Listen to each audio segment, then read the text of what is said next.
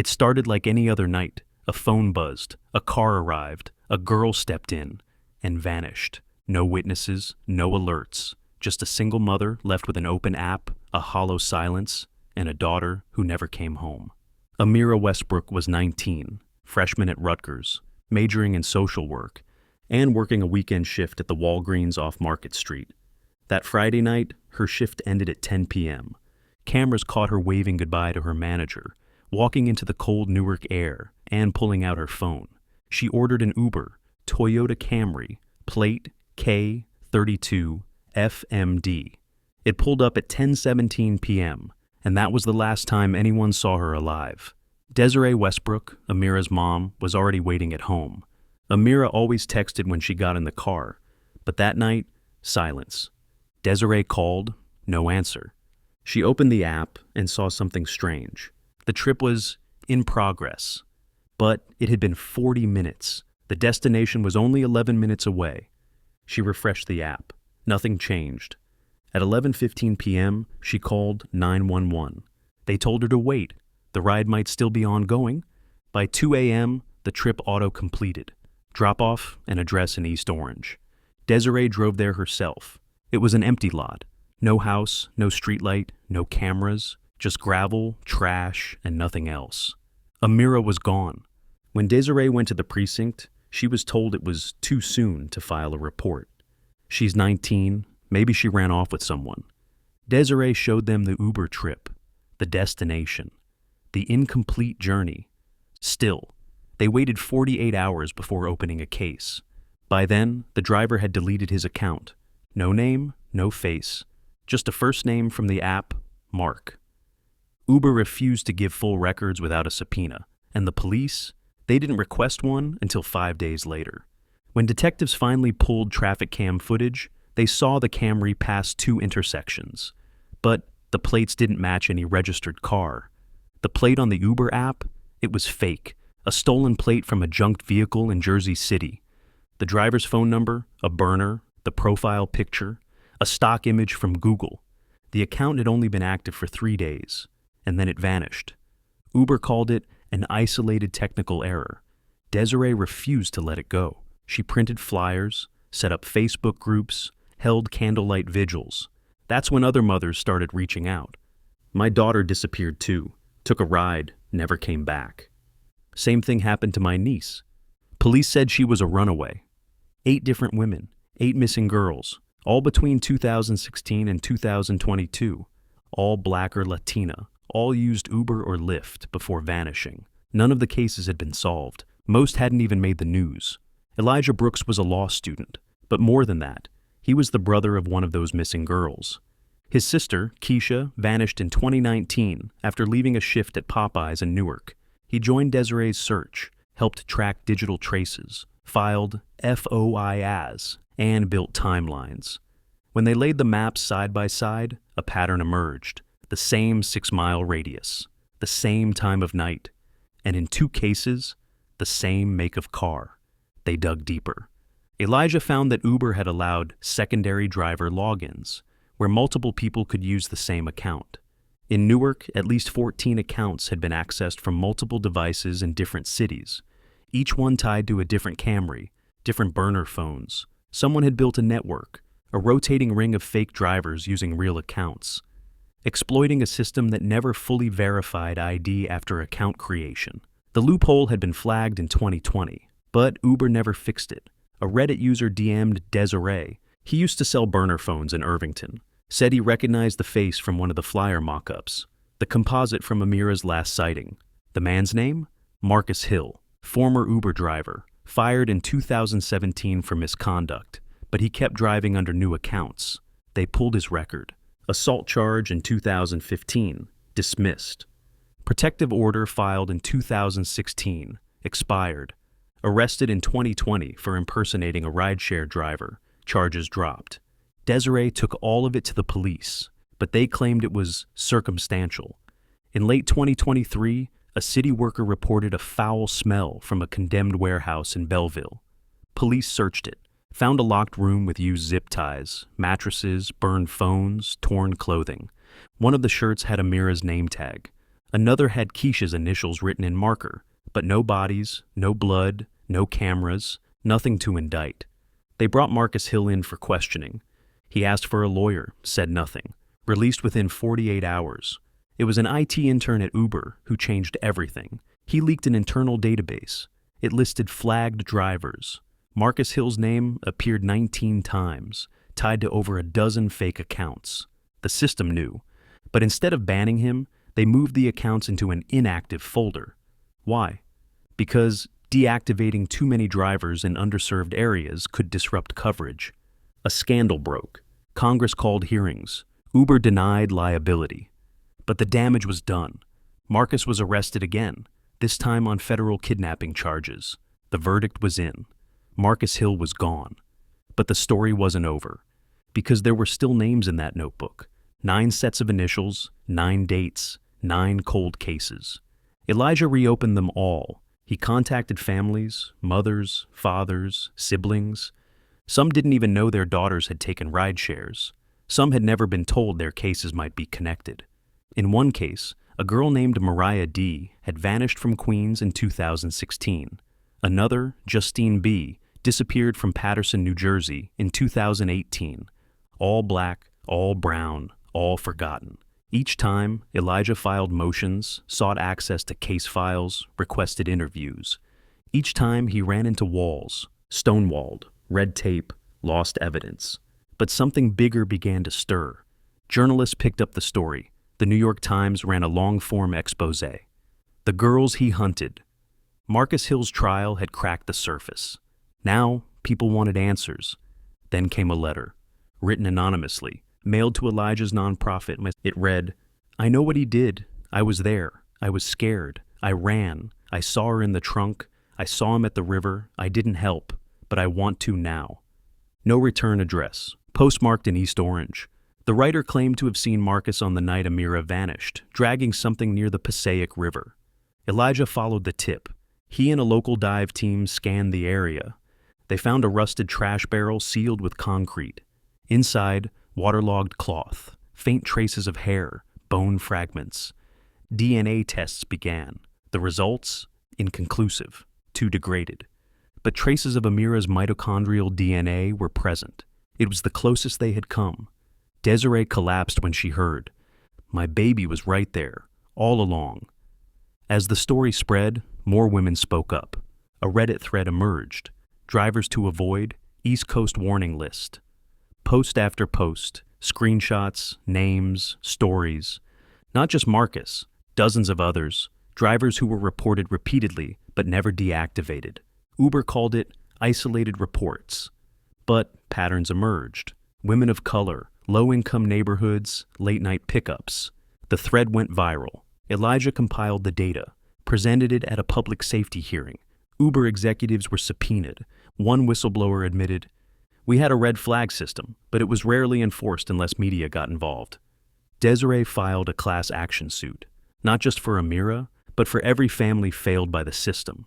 Her legal team uncovered internal memos, emails that showed Uber was aware of repeat offenders, but prioritized retention metrics. One memo read, "Deactivate too many drivers in underserved areas and we risk market loss." Another, "Unless it's a homicide, don't escalate." It was damning. The case dragged for 2 years. But in 2024, Uber settled. $78 million to survivors and families. No admission of guilt. Desiree refused the NDA. She spoke publicly. "They buried our daughters in silence, then offered hush money to stay quiet. I won't take it. I want the world to hear them." In schools, girls whispered Amira's name, wrote it on notebooks, in hallways, on murals. In Newark, a scholarship was founded in her honor. In D.C., legislation was introduced, the Westbrook Rider Protection Act. It mandated automatic investigation of any rideshare trip where a rider goes missing. Required panic buttons, required logs to be stored permanently, required cross-platform reporting. Elijah now advises the Department of Transportation. Desiree speaks globally, but the ache never left, because Amira never came home, and the rest of the names in that notebook, still waiting, still silent, still missing. What if Marcus Hill didn't act alone? What if there are more like him? What if the system that allowed it wasn't broken, but working exactly as designed? This isn't over. Not by a long shot. It had been 1 year since Marcus Hill was sentenced. 1 year since Amira's name lit up the front pages. Since Desiree shook the courtroom with her words. Since Elijah held up a notebook with 9 cold case initials, demanding answers. But as the headlines faded, so did the public pressure. Cases stalled, tips dried up, people moved on, except Desiree, and except Elijah. He wasn't just chasing ghosts anymore. He believed something worse. Marcus Hill wasn't acting alone. March 14th, 2025. A 17-year-old girl named Tiana Blanchard vanished after leaving night school in Newark. She had ordered a ride via a new app. Not Uber, not Lyft. It was called Dasher, marketed as a community-driven ride platform. Local, cheap, cash-friendly. But Dasher wasn't in the App Store. It was shared peer-to-peer, like a bootleg mixtape, used mostly by teens in low-income neighborhoods. When Tiana vanished, there was no GPS trail, no call center, no accountability. Dasher had no public-facing address, no registered CEO. It was a ghost company, just like the cars it used. Elijah got help from a friend in cybersecurity. They ran packet captures from the Dasher APK. One of the IP addresses pinged to a warehouse, the same one where Amira's clothes were found. Another pinged to a deactivated Uber device once used by Marcus Hill. That's when Elijah knew the rideshare murders never stopped. They just went underground. And Dasher? It wasn't a new app. It was a front, built off stolen Uber infrastructure, hosted on offshore servers, distributed by word of mouth, a network built in the shadows. For predators who already knew how to game the system, one post in a Newark forum changed everything. Looking to make money? Dasher is hiring drivers. No background check, quick cash. Women encouraged to apply. Elijah created a fake driver profile using a burner identity. He got an invite to a Telegram group. There were over 400 members, dozens of handlers posting shifts, assigning pickups, collecting cuts. Some drivers even bragged about passengers who never made it. It wasn't just a rideshare ring. It was a trafficking pipeline, built on ghost apps, ghost names, and ghost girls who no one would miss. Tiana's mother, Michelle, searched for the Dasher name in business registries. Nothing came up, until she found a Shell LLC in Delaware, Celera Mobility, Inc., registered to a P.O. box, signed by a lawyer who'd represented Uber in the past. The board? Empty names as fake titles. Except one, L. Daniels, a former Uber regional executive. The same executive who had testified during Marcus Hill's trial. The same one who claimed they had no prior knowledge of repeat offenders. Elijah sent the findings to a journalist. Days later, she was doxxed, threatened, her hard drives wiped. She left town. Congress had passed the Westbrook Rider Protection Act. It mandated panic buttons in all major rideshare platforms. But Dasher wasn't a major platform. It wasn't regulated. It didn't follow laws. It didn't have an address. So Elijah decided to build his own version. He coded a browser extension that scraped local forums, flagged suspicious app listings, and auto-reported burner Dasher APKs to Google and Apple. It worked for a while. Until one night, Elijah's apartment was broken into. His laptop, gone. Walls spray-painted. Stay out of Dasher. Then came the break.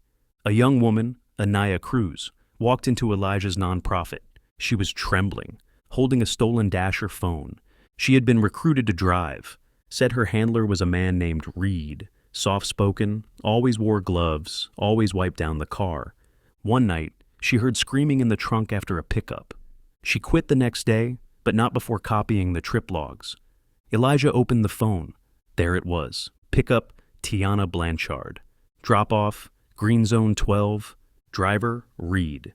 Vehicle, White Chrysler 300. A new name, a new face. A second predator. Elijah tracked Green Zone 12. It wasn't a location. It was a coded drop zone. Each green zone was tied to an abandoned location. A motel, a warehouse, a back alley lot. Green Zone 12 was a condemned apartment in Irvington. When Elijah arrived with a local activist, they found signs of recent life. Food wrappers, used bedding, cigarette butts, and in the back closet, a set of folded clothes, a notebook, and a photograph of Amira. Not a flyer, not a newspaper clipping, a photo, taken from inside a car, from the back seat. Like someone had followed her for weeks, watching. There it was, taped to the inside of the closet door at Green Zone 12. A picture of Amira, not a selfie, not pulled from her Instagram, but a candid, taken through glass, from the back seat of a car. She wasn't looking at the camera, she was walking, smiling, carrying groceries, oblivious to whoever held the lens. Whoever took that photo had been watching her, stalking her, long before the night she vanished. And now, that same photo was found in a condemned apartment tied to Dasher's trafficking network. This wasn't just about Marcus Hill anymore. Someone else had been hunting, longer, smarter, quieter. Anaya Cruz called him Reed. She said he rarely showed his face, always kept the visor low, always wore gloves, never made jokes, never smiled, just business. Anaya had driven 3 green rides for him. Each time, a girl would get in. Reed would text the destination, an alley, a warehouse, an abandoned laundromat. Each time, the ride would end, but the girl would never return. Anaya thought she was just the driver, until the night she heard banging from the trunk, a girl screaming, begging. She quit that night. But she kept the phone. Elijah decrypted the drive logs from Anaya's burner phone. Each trip had 3 codes: pickup zone, drop zone, handler initial, green zone. 12 appeared 8 times in the last 6 months, each time tied to a different handler ID. But 5 of those logs had the same drop address, the same white Chrysler, the same handler tag, RD7. Reed.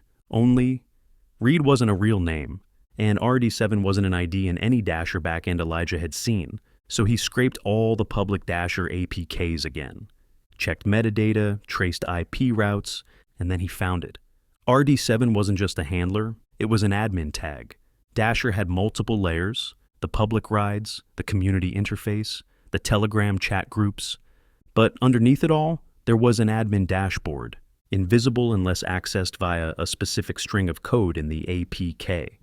Elijah unlocked it. Inside were real-time logs of pickups, driver GPS, passenger names, and under RD7, a cluster of rides tied to missing girls from 5 states: New Jersey, Pennsylvania, Maryland, New York, and Connecticut.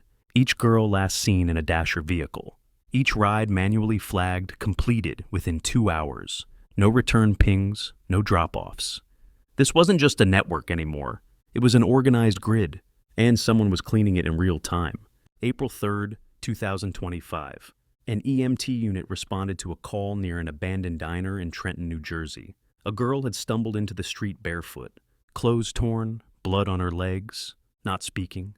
At the hospital, they got a name off her bracelet: Mariana Lopez, reported missing in January. Last seen after ordering a ride from Dasher. She had no recollection of the past 2 months, but when Elijah showed her photos of the known handlers, she paused and pointed to one. Not Marcus, not any known driver, but someone else, someone police hadn't seen before. A man in a baseball cap. Elijah leaned in. "Did he ever talk to you?" Mariana whispered. "He said, 'You're just stock.'" One night, Elijah noticed Dasher's IP addresses change. Suddenly, everything was rerouted to a new host, offshore. He ran a ping trace. It bounced through Germany, Singapore, and finally landed in Texas, a data farm in Waco. Elijah called in a favor. A friend who worked for an ethical hacking collective. They hacked the Texas Mirror. Inside, logs dating back to 2015, before Dasher was even public, before it even had a name. And in one user folder, a hidden stash of surveillance photos, girls walking home, girls waiting at bus stops, girls in uniforms. Amira was there, so was Keisha, Mariah D., and Tiana, all photographed weeks before they went missing. In that same mirror server, one folder stood out: REAPER. It was password protected, encrypted, military grade. They cracked it. Inside were case files. Not police files, but target sheets, each with a name, height, last known location, routine, social media handles, notes like waits alone, no dad in picture, often walks, low social reach. This wasn't random. They were profiling, eliminating variables, Optimizing routes. The girls weren't just kidnapped, they were selected. Elijah's team traced the Texas server to a hosting company with a single client, Transit Cloud Analytics. It was a small company on paper, barely any staff. But one of its advisors, Leon Daniels, the same executive tied to Uber, the same one listed on Dasher's LLC. But Leon had disappeared, quit, vanished, no interviews, until Elijah found a second connection. Leon's younger brother, Reed Daniels, no LinkedIn, no social, but public records placed him in Newark in 2021, then in Texas. RD7. Reed Daniels was the real architect. Marcus Hill wasn't the spider. He was the bait. Elijah leaked the Dasher admin panel to trusted journalists. He built a profile on Reed Daniels. He contacted Mariana's family. And then he went quiet. 2 weeks later, his apartment was ransacked. His car burned out in the Newark airport garage. No one could find him until Desiree got a message, encrypted, from Elijah. It read, "If anything happens to me, Reed is in Houston, working under the name Jason Clay, running rideshare logistics for a shell company called Fast Hop. I'm not dead. I'm just getting closer." May 1st. A girl named Zyra Fields broke into a gas station in Queens. She'd been gone for 8 months, thought to be dead. She begged for police, said she'd escaped a Dasher handler's car after faking unconsciousness. She described her abductor, tall, always wore gloves, soft voice, never cursed. He called her Cargo. Zira said he brought her to Zones. She didn't know where, but she remembered one thing. There was this symbol on the wall, like a sun, but broken. Half the rays cut off. Elijah recognized it from the REAPER folder. Each photo had it watermarked. It wasn't a gang sign. It wasn't graffiti. It was a mark, a brand, for something bigger. Elijah's final report, sent before he vanished, was chilling. He believed Dasher wasn't a rideshare app at all. It was a feeder system, a harvesting pipeline built to identify, collect, and traffic vulnerable girls of color, under the cover of gig economy mobility. He wrote, "It's not just Marcus, it's not just Reed. This is a corporate-backed ghost network. The gig economy is being used as cover for something darker. And the girls we lose, they're not random. They're invisible until they vanish." There are still 17 girls whose names are circled in Elijah's files. No bodies, no charges, no media, just initials, and dots on a map. Tiana, Mariah, Zira, Keisha, Amira, and the others no one even looked for. Some people still believe Marcus Hill was a lone wolf, that Dasher is just a failed app, that Reed Daniels is a ghost invented by conspiracy theorists. But the mothers know, the survivors know, Desiree knows. They called them green zones, but the girls never made it out. And now, the people who built the system are burning the evidence, server by server, shell by shell. But Desiree, she's still watching. Elijah, he's still out there. And Reed Daniels, he's still free, for now. And so, what if the app you trust to take you home is the same one that takes you away forever?